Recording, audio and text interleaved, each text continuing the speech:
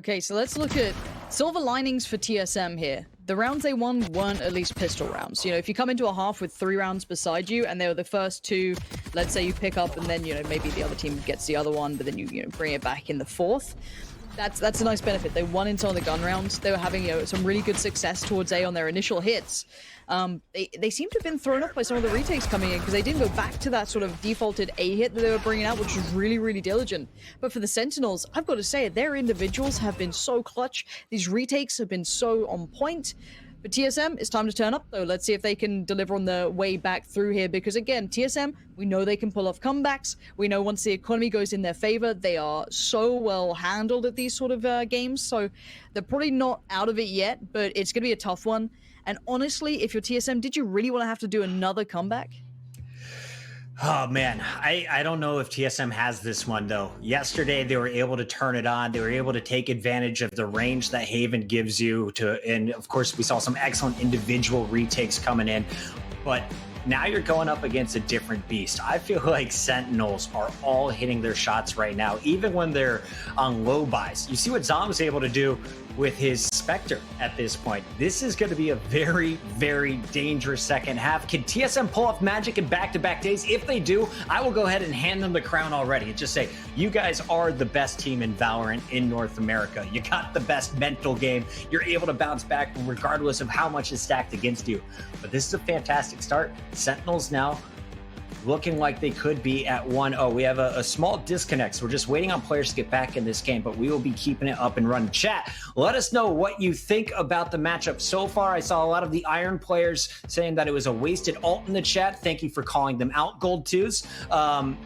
But no, shout out to everyone who has been with us for the entirety of this tournament. If you're just joining us, it's the PAX Valorant Invitational powered by Seagate Gaming. And the PAX Arena Invitational has definitely been a good one. If you missed the VODs yesterday, check it out after today's matchups, because this has been some of the best Valorant play we have seen in NA so far. 100%.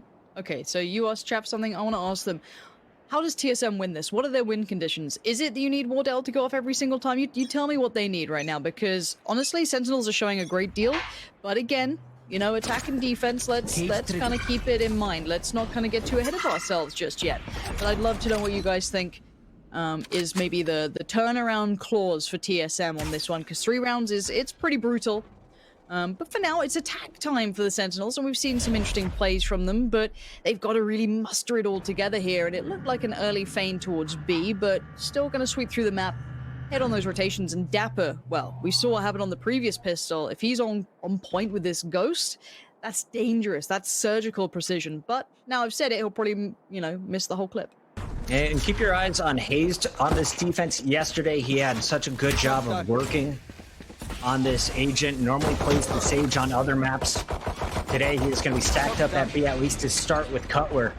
And the push is going to be coming in. Wardell trying to get into position as they hear the footsteps flooding through. Going to give up his location with that shock dart, or excuse me, recon dart.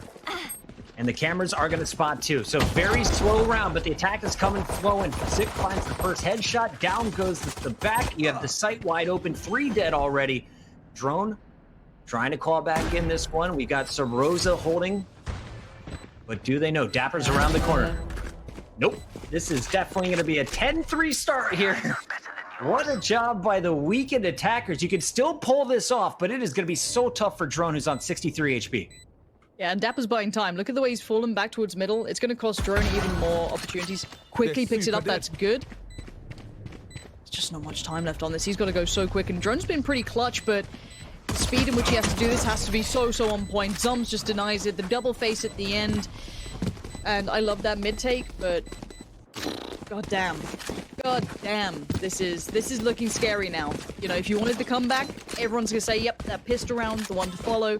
Ideally, that kind of weird buy they get left on against the full round, but 10-3 when you hit those double digits, I'm worried. I'm worried because let's apply confidence to the Sentinels' win conditions. Let's apply that in there, and then suddenly this map pool gets pretty beastly in their favor, because I was expecting TSM to be confident, bound through the game. It's not to be. But this round could certainly be turned. It's a very light investment from the Sentinels. They don't have to rush their economy. They can take their time on it. Sentinels spreading it out. Default start here. Just trying to get some equipment out from the defense. And we'll see, will anyone peek? Last time they were in this situation, we saw Wardell buy up the shorty and press aggressively through the B main. He was able to trade out 2 kills before falling, this time playing very deep on site. And it looks like everyone is going to let him through the front door. Wardell is going to rotate back while the rest of the family comes from the middle. First pick goes through for Wardell. Sick answers back, and the USP, excuse me, the Ghost just too strong as zombs is going to find a third. It's once again Drone and Subroza rotating from A. Rotations are going to be tough as well. ShahZaM's got him pinned. Oh, that shorty's really good, right? Yeah, let's upgrade to a classic from the shorty in a 1v4.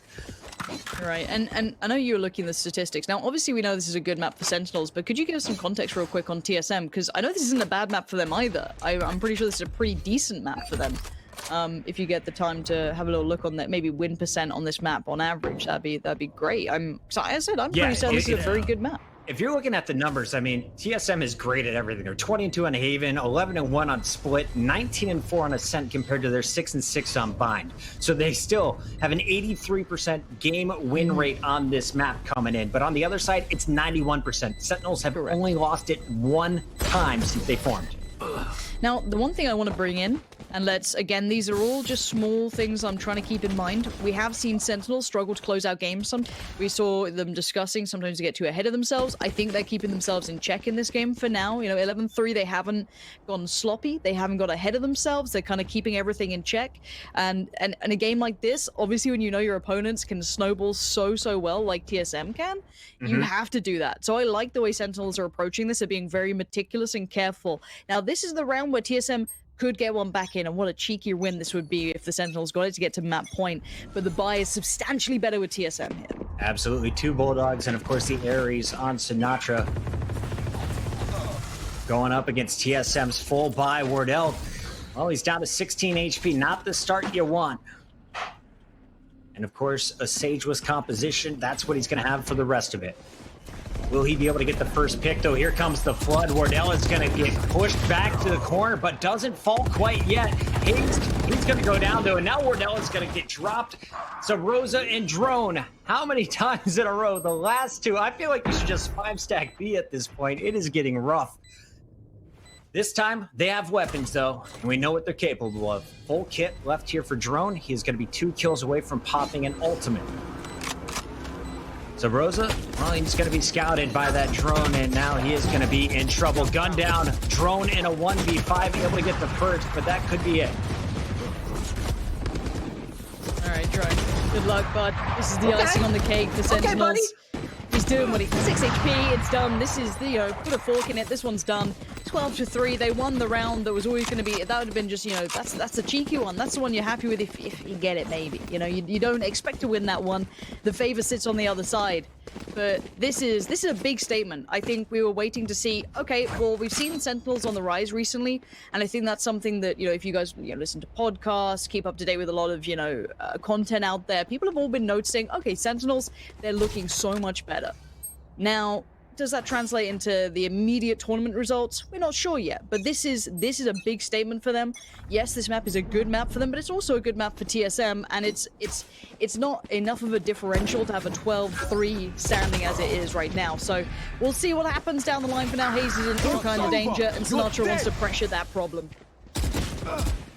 Hazed pinned in the corner early on, was able to teleport out. Drone finally gets his ultimate, but doesn't get much out of it.